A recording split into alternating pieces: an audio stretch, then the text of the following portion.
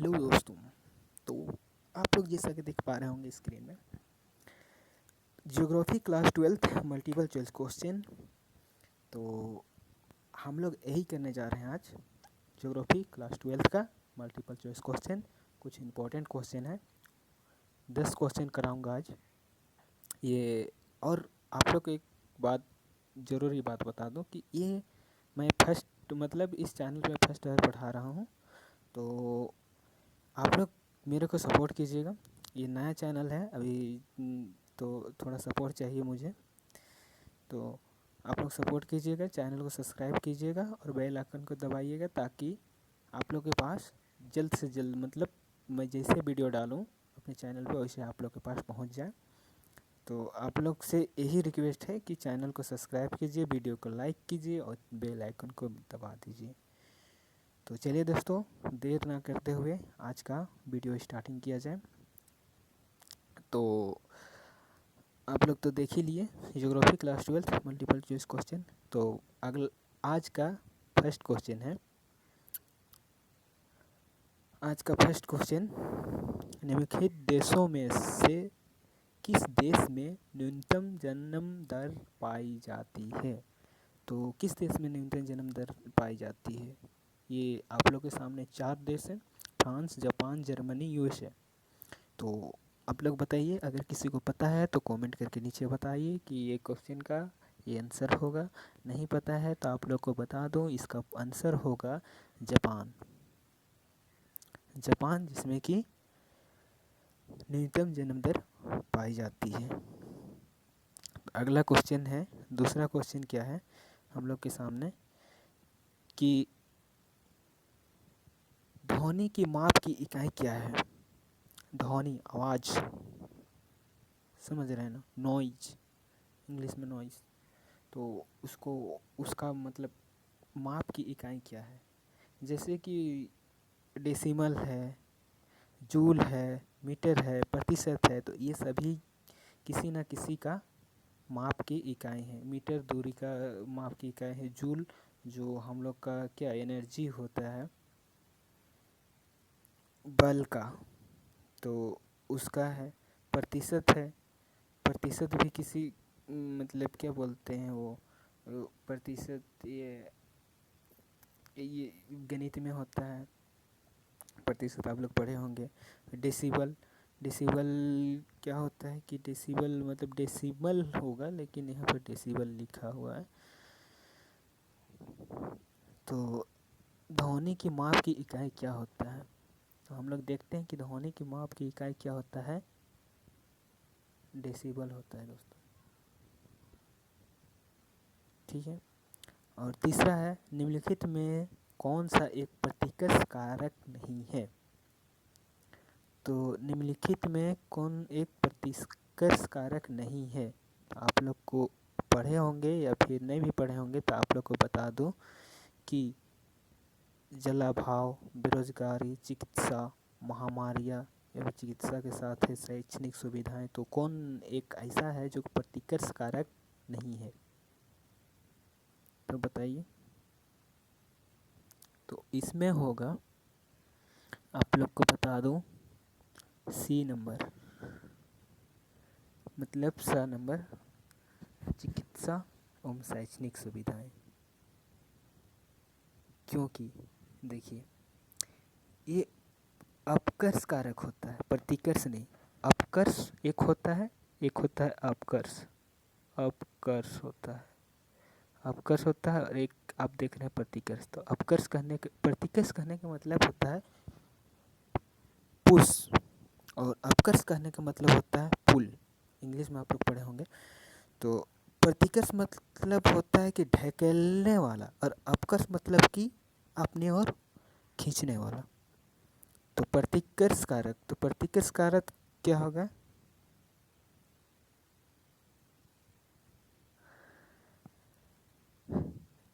प्रतिकर्ष कारक नहीं है। तो प्रतिकर्ष हम क्या बताएं कि ढकेलने वाला। तो जल अभाव होगा, तो जल अभाव जहाँ पे होगा वहाँ पे आदमी जाना चाहेगा? नहीं जाना चाहेगा। बेरोजगारी जहाँ होगा वहाँ पे आदमी जाना चाहेगा? नहीं जाना चाहेगा। महामारी होगा वहाँ पे आदमी जाना चाहेगा? नहीं जाना चाहेगा। तो ये क्या किया, अपनी ओर से ढकेल रहा है, ठीक। और चिकित्सा शैक्षणिक सुविधा ये अपनी ओर क्या कर रहा है, खींच रहा है, अपकर्ष कारक हो गया ये। तो यहाँ पे पूछा है ये अपकर्ष कारक कहलाएगा, ये आप देख रहे हैं अपकर्ष कारक कहलाएगा। और बाकी जो ये दो है और ये है, ये प्रतिकर्ष कारक है। तो प्रतिकर्ष कारक नहीं है, प्रतिकर्ष मतलब ढेकल रहा है, यहाँ पे से तुम जाओ। और अपकर्ष मतलब यहाँ पे आओ, चिकित्सा सुविधा जहाँ पे अच्छी होती है वहाँ पे हम लोग जाते हैं, जहाँ शैक्षणिक सुविधा अच्छी होती है वहाँ पे हम लोग जाते हैं पढ़ाई लिखाई करने। तो ये आप लोग समझ ही गए होंगे। तो ये इसका आंसर हो जाएगा स नंबर। तो अगला चौथा क्वेश्चन पढ़ते हैं, देखते हैं। चौथा क्वेश्चन में क्या है कि विश्व में सर्वाधिक जनसंख्या वाला देश है। तो विश्व में आप लोग जान रहे हैं कि भारत दूसरे नंबर पे है और पहले नंबर पे क्या है, चीन, जो कि विश्व में सर्वाधिक सबसे ज़्यादा जनसंख्या वाला देश है।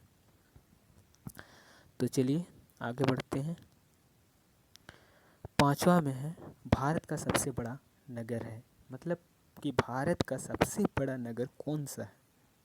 तो भारत का सबसे बड़ा नगर, इसमें से कोलकाता है, दिल्ली है, मुंबई है या चेन्नई है, मतलब चारों में से कौन है सबसे बड़ा नगर। तो आप लोग को पता है या नहीं पता है।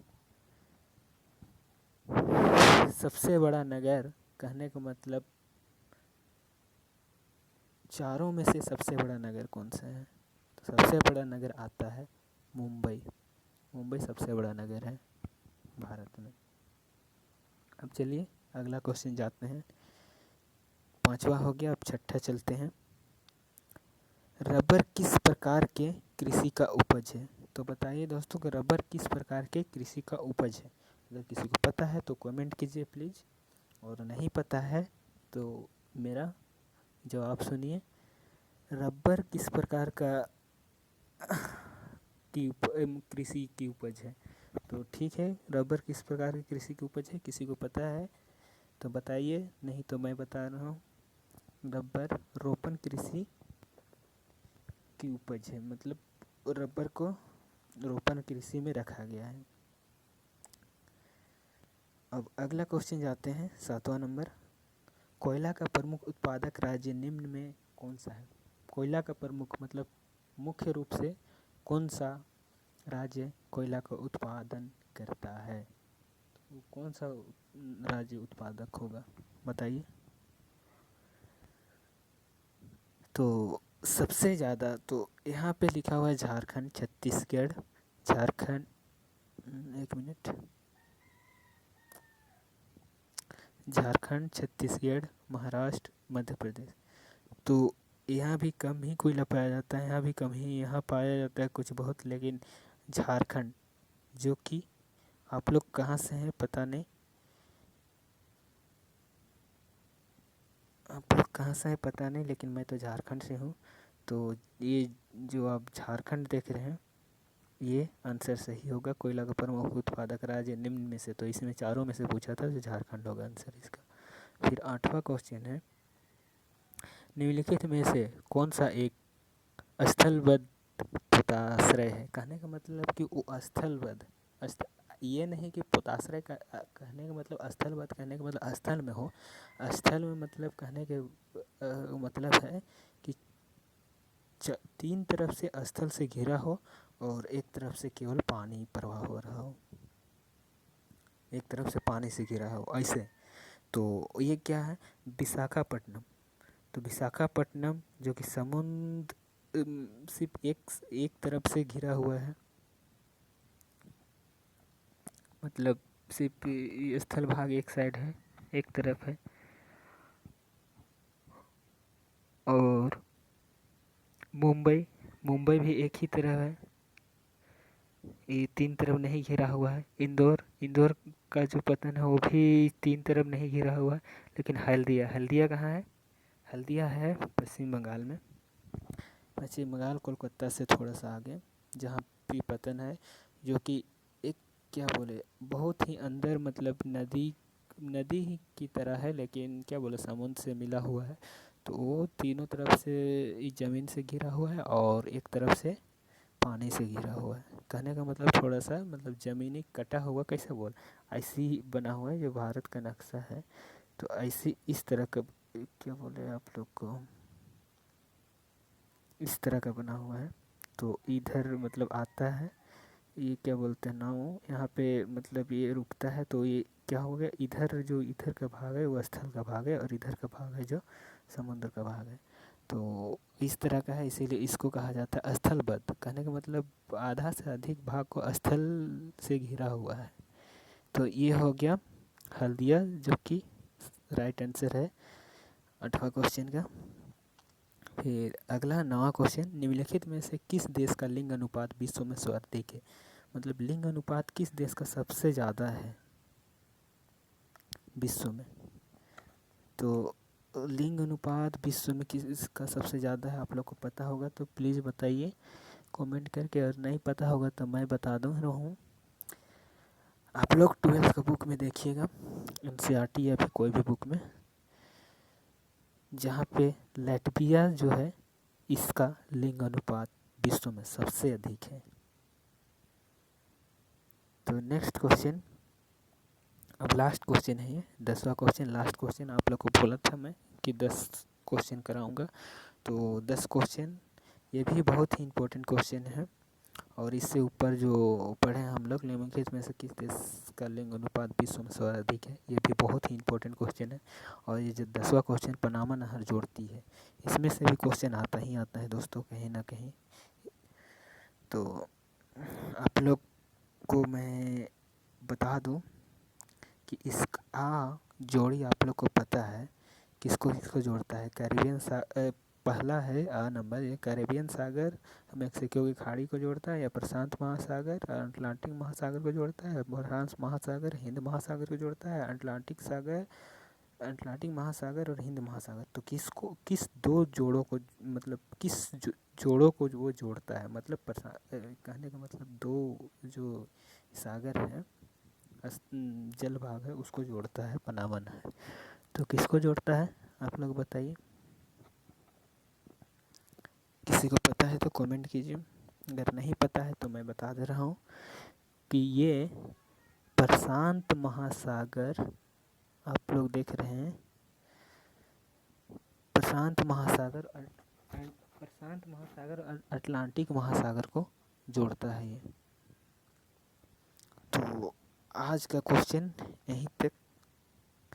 तो 10 क्वेश्चन हो गया दोस्तों। तो ये आप लोग देख सकते हैं, इसमें से बहुत से ऐसे क्वेश्चन हैं, बहुत से इम्पोर्टेंट क्वेश्चन है, सभी इम्पोर्टेंट क्वेश्चन है। तो आप लोग एक बार मतलब देख लीजिएगा।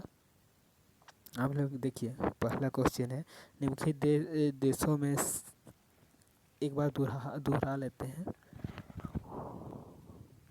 निम्नलिखित देशों में से किस देश में न्यूनतम जन्म दर पाई जाती है, किस में पाई जाती है बताइए। तो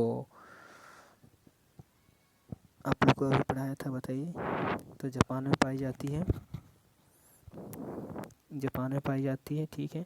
दूसरा है ध्वनि के माप की इकाई क्या है, तो आप लोग बताइए। तो इसमें हो जाएगा, पता है तो बताइए, आप लोग को याद होगा अभी पढ़ाया था। तो इसमें होगा डेसिबल, ठीक है।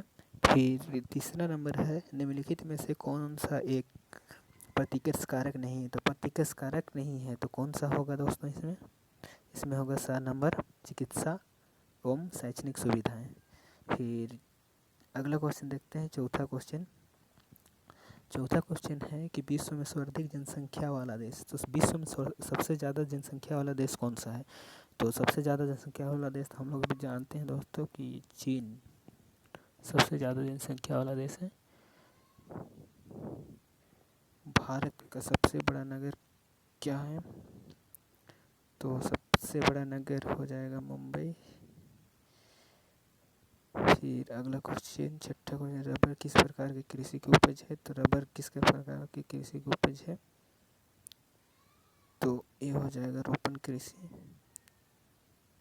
फिर 7वां नंबर, कोयला का प्रमुख उत्पादक राज्य किस निम्न में कौन सा है, तो ये हो जाएगा झारखंड। फिर निम्नलिखित में से कौन सा एक स्थलबद्ध पोताश्रय है? तो ये हो जाएगा आप लोग का हल्दिया, जो कि पश्चिम बंगाल में है। और 9वां क्वेश्चन है, निम्नलिखित में से किस देश का लिंग अनुपात विश्व में सर्वाधिक है? तो लाटविया। और पनामा नहर किसको जोड़ती है? पनामा नहर किसको जोड़ती है? लास्ट क्वेश्चन, पनामा नहर प्रशांत महासागर और किसको जोड़ती है? प्रशांत महासागर और अटलांटिक महासागर को। तो लास्ट क्वेश्चन था, समाप्त हो गया 10 क्वेश्चन का ये एक क्लास था, तो ख़त्म हो गया। तो फिर अच्छा लगा वीडियो तो लाइक एवं शेयर ज़रूर कीजिएगा अपने दोस्तों को भी, और बेल आइकन को दबाना ना भूलिएगा। तो इतने ही आज के लिए।